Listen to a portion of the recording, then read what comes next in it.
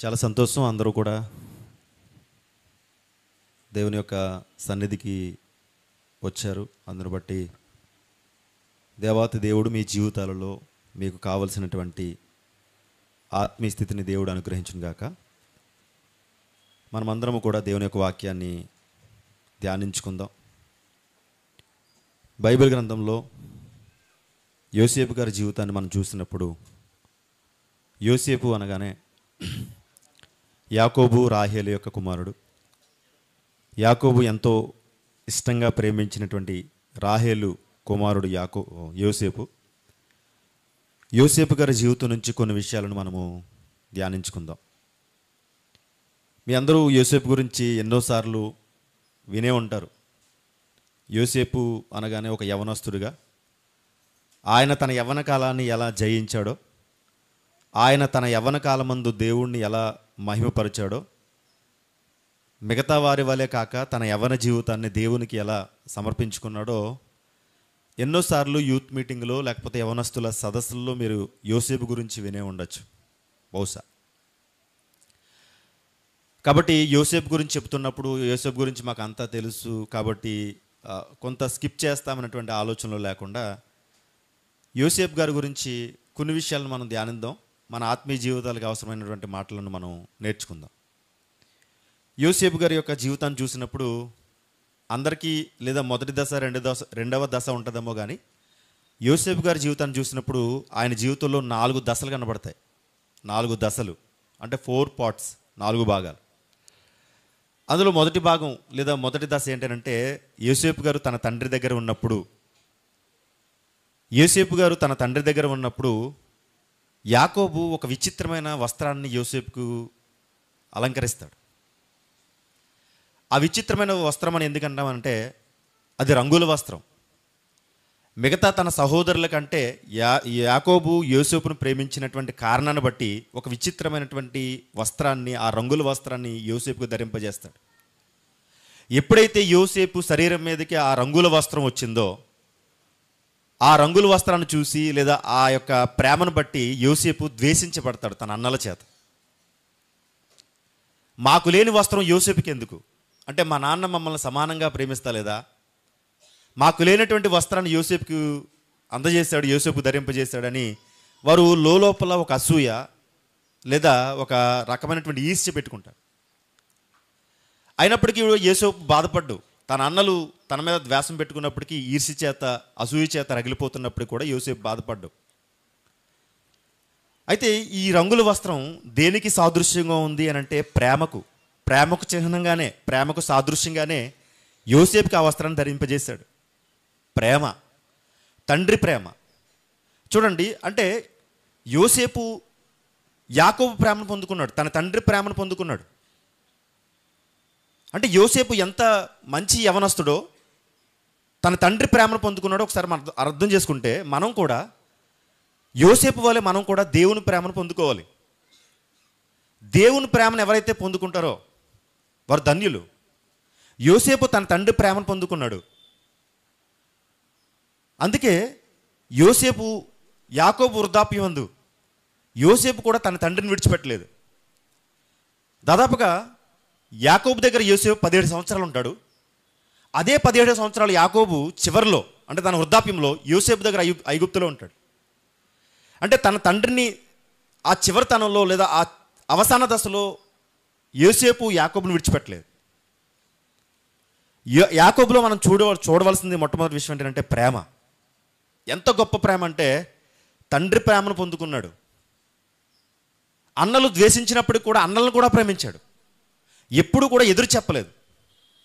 అంటే ఆయన ధరించినటువంటి వస్త్రాన్ని మనం గమనించినప్పుడు ఒక రంగుల వస్త్రం లేదా ఒక ప్రేమ వస్త్రం. ఆ ప్రేమ యాకోబులో నిలిచింది, యోసేపులో నిలిచింది. ఆ ప్రేమను బట్టి ఆయన అందరినీ ప్రేమించాడు, సమానంగా ప్రేమించాడు. అయితే తన అన్నలు ద్వేషం చేత యోసేపు గుంటలో పడ్డాడు, గుంటలో వేసేశారు. అటువైపుగా వెళ్తున్న మిద్యానీయులు ఆ గుంటలో నుంచి ఆ యోసేపును తీసి ఇస్మాయేలీలకి 20 వెండి తులాలకి అమ్మేశాడు. 20 తులాలు వెండికి అమ్మేశారు. అక్కడి నుంచి మరలా అతను ఐగుప్తుకు కొనుగోబడతాడు. ఇదంతా మనకు తెలుసు. ఐగుప్తుకి వెళ్ళిన తర్వాత మరొక వస్త్రం ధరిస్తాడు. చూడండి, మొట్టమొదటి వస్త్రం తన తండ్రి దగ్గర ఉన్నప్పుడు ఎలాంటి వస్త్రం ధరించాడు? ఆయన ప్రేమగల వస్త్రాలు, రంగు వస్త్రం ధరించాడు. ఐగుప్తుకి వెళ్ళిన తర్వాత అక్కడ పోతీఫరు ఇంటిలోకి చేరిన తర్వాత మరొక వస్త్రం ధరిస్తున్నాడు. ఏంటి ఆ వస్త్రం అంటే దాస్యపు వస్త్రం, అనగా ఒక దాసుడిగా. అంతే కదా, దాసుని వస్త్రం అంటే పనివాడు ఎలాంటి వస్త్రాలు ధరిస్తాడు? పనివాడు టక్ చేసి పనిచేస్తారా? పనివాడు మంచి సూటు బూట్ వేసి పనిచేస్తారా? పనివాడు ఎలాంటి వస్త్రం ధరిస్తాడంటే దాస్యపు వస్త్రాలు ధరిస్తాడు. ఆదికాండంలో చూసినప్పుడు మనం చూడండి, ఆదికాండం 37వ అధ్యాయం 2వ వచనం చూడండి ఒకసారి.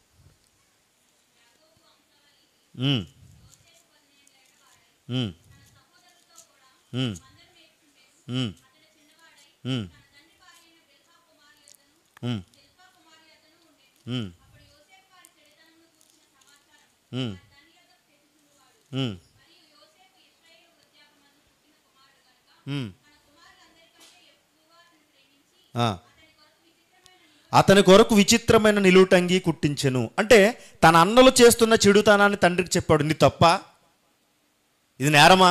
యోసేపు తప్పు చేశాడా? తన అన్నలు చేస్తున్నటువంటి చెడుతనాన్ని తండ్రికి చెప్పేవాడు. ఎందుకని?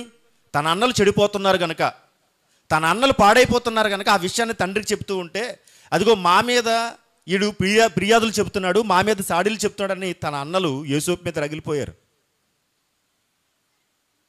రగిలిపోయి యోసేపును గుంటలో పడేశారు. దూరంగా, తండ్రికి దూరం చేసేశారు.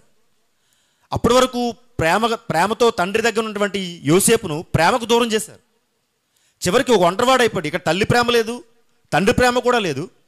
ఎక్కడో తెలియని దేశానికి, అన్యుల దేశానికి వెళ్ళిపోయాడు యోసేపు. అక్కడ వెళ్ళిన తర్వాత మరలా మరొక వస్త్రం ధరించాడు. అదేంటంటే దాసుని వస్త్రం, దాస్యపు వస్త్రం.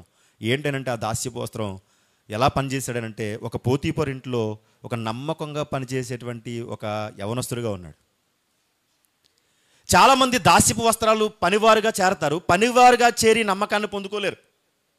ఒక కంపెనీలో మనం చేరినప్పుడు, లేదా ఒక ఉద్యోగంలో మనం చేరినప్పుడు నమ్మకం అనేది ఉండాలి. నమ్మకమే ఆ యజమానికి మనకి ఉన్నటువంటి మధ్య ఉన్నటువంటి ఒక డీల్. చూడండి, యోసేపు ఎంత నమ్మకంగా ఉన్నాడో తెలుసా? దాస్యపు వస్త్రాలు ధరించుకుని ఎంత నమ్మకంగా ఉన్నాడంటే, ఒకరోజు యోసేపును పోతీఫరు భార్య ఇబ్బంది పెడితే అన్నాడు, అమ్మ, ఈ ఇంటి మీద ప్రతి వస్తువు మీద నాకు అధికారం ఉంది, కానీ నీ మీద నాకు అధికారం లేదమ్మా అని. చూడండి ఎంత నమ్మకంగా ఉన్నాడు అని అంటే, కనీసం యజమానికి తెలియకుండా ఒక రూపాయి కూడా వాడుకోడు. యజమానికి తెలియకుండా ఏమి చేయడు. అధికారం ఉంది కదా అని పెత్తనం చలాయించాడు. అధికారం ఉంది కదా అని వస్తువులను, లేకపోతే అక్కడ ఉన్నటువంటి సామాగ్రిని తనవని భావించి వాడుకోడు. అంత నమ్మకమైన వాడు యోసేపు. అంటే దాస్యపు వస్త్రాలు ధరించుకుని, ఇదిగో నా పరిస్థితి బాగలేదు కనుక, నేను పేదవాడిని కనుక, ఆర్థిక పరిస్థితి బాగలేదు కనుక, ఇప్పుడు నాకు అధికారం ఇచ్చాడు కనుక ఏదైనా చెయ్యొచ్చు అని చాలామంది ఏం చేస్తారంటే దాస్యత్వంలో నమ్మకంగా ఉండరు, అనగా పనివారుగా ఉన్నప్పుడు నమ్మకంగా ఉండరు. ఉదాహరణకి మనల్ని పోల్చుకుంటే, మనము కూడా దేవునికి సేవకులుగా పనివారుగా ఉన్నాం. మరి దేవుని సేవకులుగా పనివారుగా ఉన్న మనం ఎంతవరకు దేవుని దగ్గర నమ్మకాన్ని సంపాదించుకోగలుగుతున్నాం? ఎంతవరకు దేవుని దగ్గర మనం నమ్మకంగా జీవిస్తూ ఉన్నాం? దాస్యపు వస్త్రాలు ధరించుకున్నటువంటి యోసేపు ఎంత నమ్మకంగా ఉన్నాడో తెలుసా? తన యజమాని ఇంటి దగ్గర ఉన్నా లేకపోయినా, తన యజమాని ఎంత దూరం, ఎంత ప్రాంతం వెళ్ళినప్పటికీ కూడా, తన యజమాని చూడకపోయినప్పటికీ కూడా ఎంతో నమ్మకంగా యోసేపు బ్రతికాడు. ప్రతి యవనస్తుడికి కూడా యోసేపు జీవితం ఒక రోల్ మోడల్ అయి ఉండాలి. అటు ప్రేమ విషయంలోనూ బాగున్నాడు, రెండవదిగా దాస్యపు వస్త్రం ధరించి చాలా నమ్మకంగా ఆ పోతీఫరు ఇంట్లో బ్రతికాడు. 2 దశలు అయిపోయినాయి. మొట్టమొదటి వస్త్రం ఏంటంటే ప్రేమ వస్త్రం ధరించాడు. రెండవ వస్త్రం ఏంటంటే దాస్యపు వస్త్రం. మూడవ వస్త్రం ఏంటంటే అతను నమ్మకంగా ఉన్నందుకు పోతీఫరు భార్య అక్రమంగా, అన్యాయంగా ఏం చేసిందంటే కేసు పెట్టింది. నన్ను అత్యాచారం చేయబోయాడు, ఇదిగో యోసేపు నన్ను ఇదిగో మాయ మాటలు చెప్పి, లేకపోతే యోసేపు ఇదిగో ఆ ఇంట్లో నమ్మకంగా లేడని కొన్ని తప్పుడు, చూడండి, విధానాలను అవలంబించి, లేదా కొన్ని తప్పుడు సమాచారం ఇచ్చి అతన్ని ఎక్కడ పంపించిందంటే చెరసాలకు పంపించింది. చెరసాలకు వెళ్ళిన తర్వాత ఎలాంటి వస్త్రాలు వేసుకుంటారు? తెల్లని వస్త్రం మీద నల్లని అక్షరాలు 104, 209, 204 ఏదో ఉంటుంది కదా నెంబరు. తెల్లని వస్త్రాల మీద దాన్ని ఏమంటారు? ఖైదీ వస్త్రం అంటారు.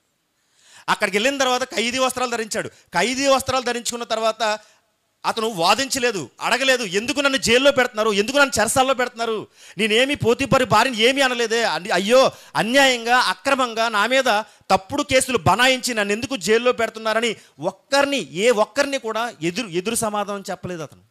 అంటే ఎంత తగ్గించుకొని ఉన్నాడో కదా. తగ్గింపు అంటే యోసేపుని చూస్తే అర్థమవుతుందండి. యోసేపు అన్యాయంగా జైలుకి వెళ్ళినా సరే ఏ రోజు కూడా ఎదురించలేదు, అడగలేదు, జైలు అధికారులు కూడా అడగలేదు, ఎందుకంటే నన్ను అన్యాయంగా పెట్టారని కూడా.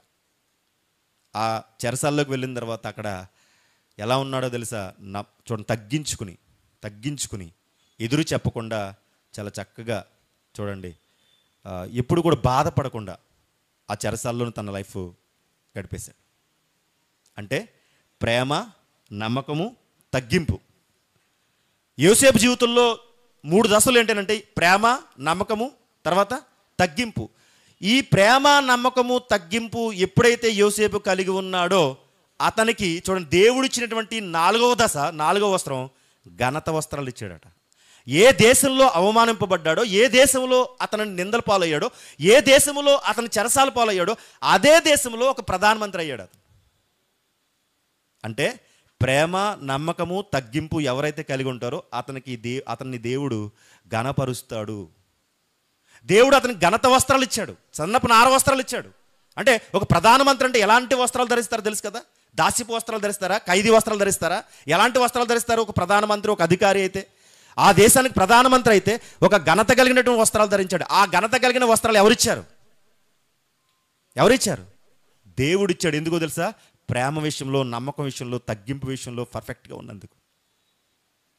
ఈరోజు ఈ 3 అంటే ప్రేమ, నమ్మకము, తగ్గింపు, ఈ మూడిట్లో మనలో ప్రేమ ఉంటే నమ్మకం ఉండదు, నమ్మకం ఉంటే తగ్గింపు ఉండదు.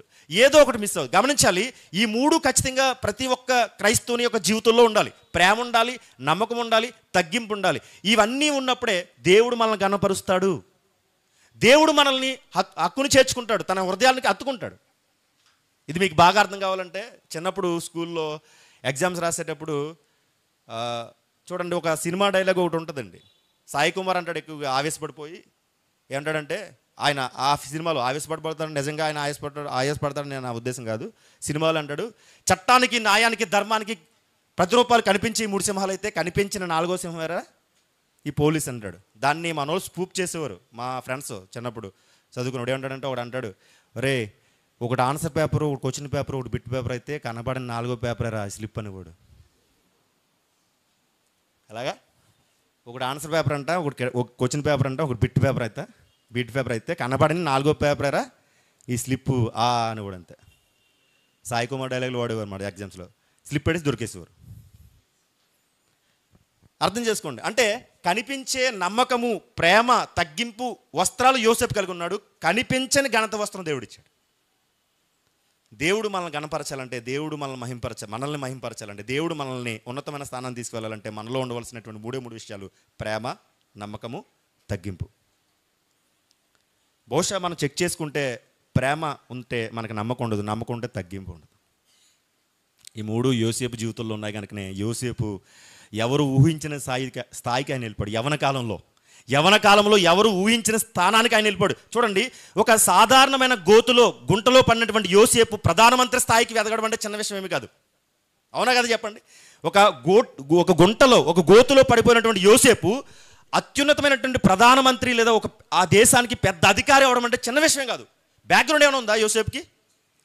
బ్యాక్గ్రౌండ్ ఉందా? తన తండ్రి తల్లి ప్రేమకు దూరం అయ్యాడు కదా. అతనికి బ్యాక్గ్రౌండ్ ఉంటే ఏం లేదు. కానీ అతని బ్యాక్గ్రౌండ్ ఒకటే ఏంటంటే దేవుడు. ఆయన అందరూ విడిచిపెట్టిన ఆయన దేవుని విడిచిపెట్టలేదు. ఇది ఎంత గొప్ప విషయం చూడండి. కొన్నిసార్లు మనకు కూడా అనిపిస్తుంది ఎటువంటి బ్యాక్గ్రౌండ్ ఉండదు మనకి. నిజానికి మేము సేవకులుగా ఇక్కడ వాక్యం చెప్తున్నాం. మా తల్లిదండ్రులు మేము సేవకులు, పెద్ద సేవకులేమే కాదు, కూలీ నాలు చేసుకున్నటువంటి పనివారే. అయినప్పటికీ కూడా దేవుడు ఎందుకు చూడండి, నాకంటే మీరందరూ చాలా పెద్దవారు, ఇక్కడ కూర్చున్న వారు చాలామంది జ్ఞానం కలిగిన వారు ఉంటారు. అయినప్పటికీ దేవుడు అనేక విధాలుగా దేవుడు వాడుకుంటున్నాడంటే కారణం ఒకటేనండి, దేవుని మీద ప్రేమ, నమ్మకం, తగ్గింపు ఉంటే దేవుడు ఎలాంటి వారినైనా వాడుకుంటాడు. యోసేపు జీవితాన్ని చూసినప్పుడు అనిపిస్తుంది, చాలామంది యవనస్తులలో తగ్గింపు కనిపించదు, చాలామంది యవనస్తులలో ప్రేమ కనిపించదు, చాలామంది యవనస్తులలో ఏం కనిపించదు అంటే చూడండి, ఒక నమ్మకం కనిపించదు. ఎవరైతే ప్రేమ, నమ్మకము, తగ్గింపు కలిగి ఉంటారో వారు ఊహించలేనటువంటి స్థాయికి వెళ్తారు. ఇది సత్యం. మీరు ఇలా ట్రై చేయండి, యోసేపులాగా ప్రేమ కలిగి, దేవుని మీద ప్రేమ కలిగి, నమ్మకం కలిగి, తగ్గింపుతోనండి మీ జీవితాల్లో మీరు ఊహించిన విధంగా మీరు ఎంత స్థానానికి వెళ్ళిపోతారో. అలా కాకుండా జ్ఞానం ఉందని, అలా కాకుండా నాకు చదువు ఉందని, అలా కాకుండా నాకేదో నెంబర్ 1 ర్యాంక్ వస్తుందని మీరు ఒకవేళ గర్వపడ్డారనుకోండి, ఆ ర్యాంకులు ఏదో చెప్పుకోవడానికి ఉంటాయి తప్ప జీవితంలో ఉన్నతమైన స్థానానికి వెళ్ళరు. ఎవరైతే తగ్గించుకుని జీవిస్తారో, ఎవరైతే ప్రేమ కలిగి జీవిస్తారో, ఎవరైతే నమ్మకం కలిగి జీవిస్తారో వారు యోసేపులాగా ఒకానొక రోజు ఎవరు ఊహించిన స్థాయికి మీరు వెళ్తారు. చూడండి, యోసేపు చేసినటువంటి మరొక విషయం, అంత స్థాయికి వెళ్ళిన తర్వాత మరలా చూడండి ఎంత తగ్గించుకున్నాడో.